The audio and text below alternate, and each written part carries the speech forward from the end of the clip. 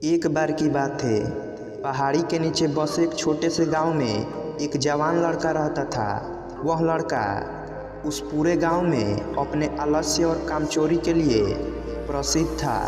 सभी गांववासी उसे आलसी कहकर ही पुकारते थे, क्योंकि वह पूरे दिन एक पेड़ के नीचे पड़ा रहता, झपकियाँ लेता और अपने भविष्य के बारे में अच्छे अच्छे सपने देखता। उसके दिन ऐसे ही आलस में गुजर रहे थे। लेकिन एक दिन उस गांव में एक बौद्ध भिक्षु पधारे, जो कि अगले 3 दिनों तक उसी गांव में ठहरने वाले थे। बौद्ध भिक्षुक गांव में भिक्षा मांगते, दिन भर लोगों को उपदेश देते और रात्रि में गांव के बाहर बने बौद्ध मठ में विश्राम करते। बौद्ध भिक्षुक जब भी भिक्षाटन के लिए जाते और भिक्षा लेकर वापस लौटते, तो वह हर बार उस जवान लड़के को उसी पेड़ के नीचे लेटा हुआ पाते।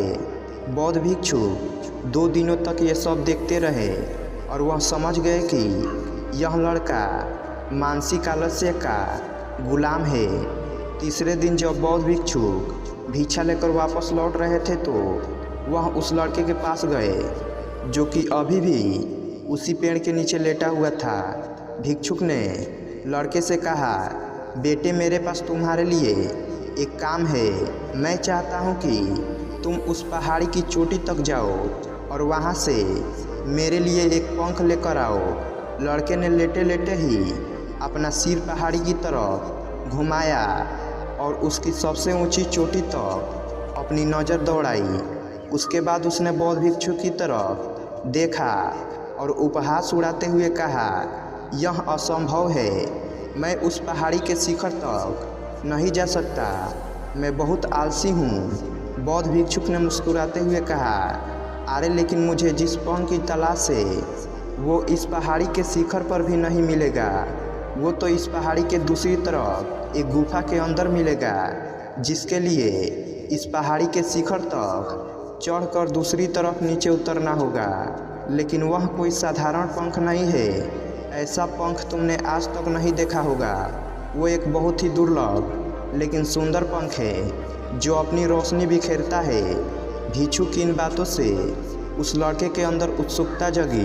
उसने आज से पहले ऐसे किसी पंख के बारे में कभी नहीं सुना था और ऐसे रोमांचक सफ़र के बारे में सोचकर वह अंदर से उत्साहित हो उठा।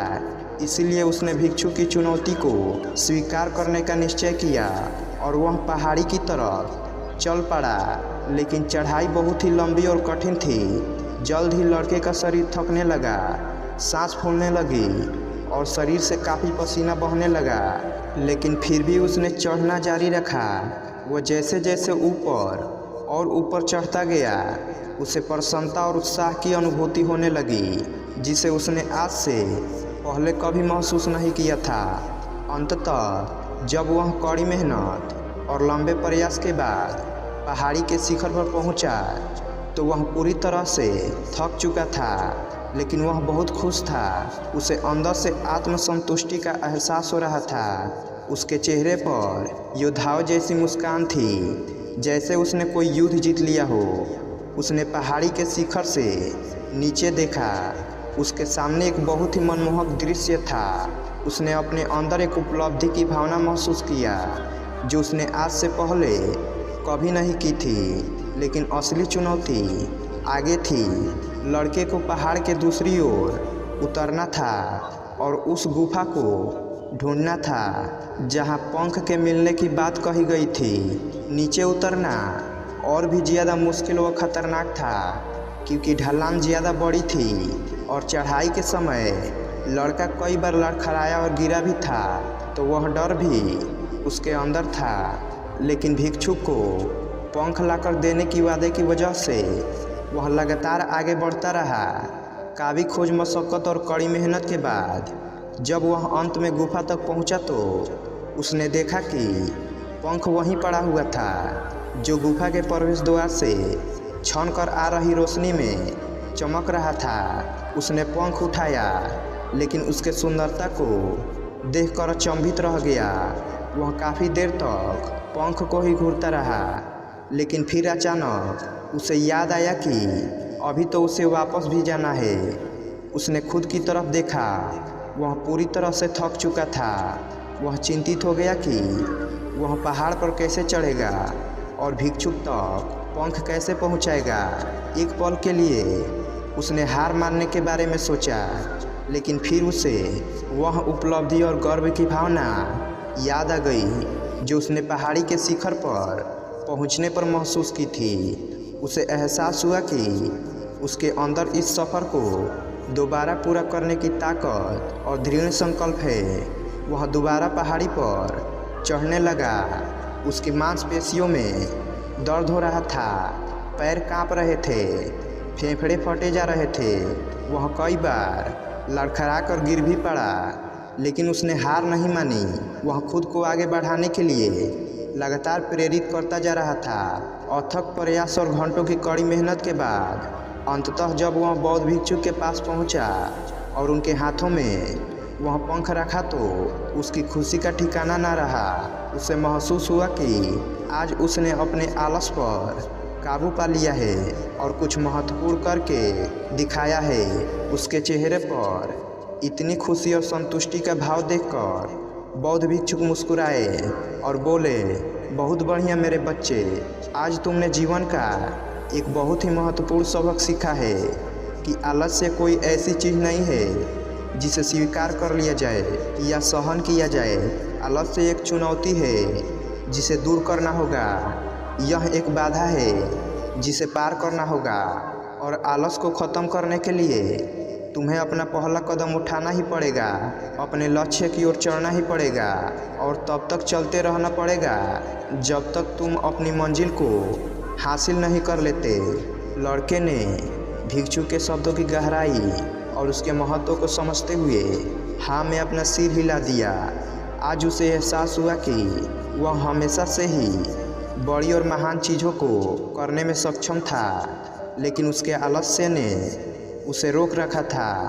अब वह जानता था कि उसके पास अपने रास्ते में आने वाली किसी भी बाधा को दूर करने की ताकत और दृढ़ संकल्प है। इसके बाद भिक्षुक ने उस लड़के को आशीर्वाद दिए और उस गांव से चले गए।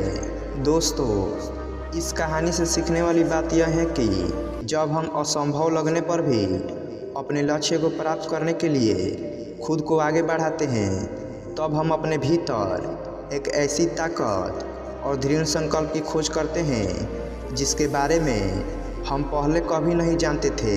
आलस्य पर काबू पाने के लिए हमें खुद को चुनौती देनी चाहिए और बड़े व महत्वाकांक्षी लक्ष्य बनानी चाहिए।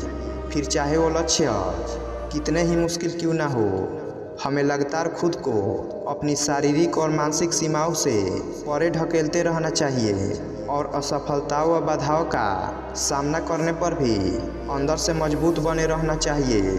हमें अपने लिए एक नियम बनाकर और उस पर टिके रहकर अपने दैनिक आदतों को और दिनचर्या में अनुशासन और निरंतरता भी विकसित करनी चाहिए।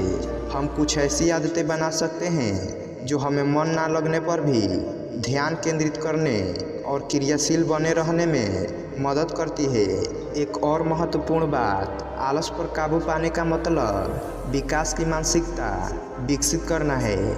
इसका मतलब चुनौती और असफलताओं को विकास और सीखने के अवसरों के रूप में देखना, ना कि हार मानने के कारणों के रूप में। विकास की मानसिकता को अपनाकर हम सफलता के बारे में अपनी सोच को नया रूप दे सकते हैं और अंत में हमें अपने आलस्य पर काबू पाने के लिए अपने आराम को छोड़कर जीवन की चुनौतियों और अवसरों को स्वीकार करना ही पड़ेगा।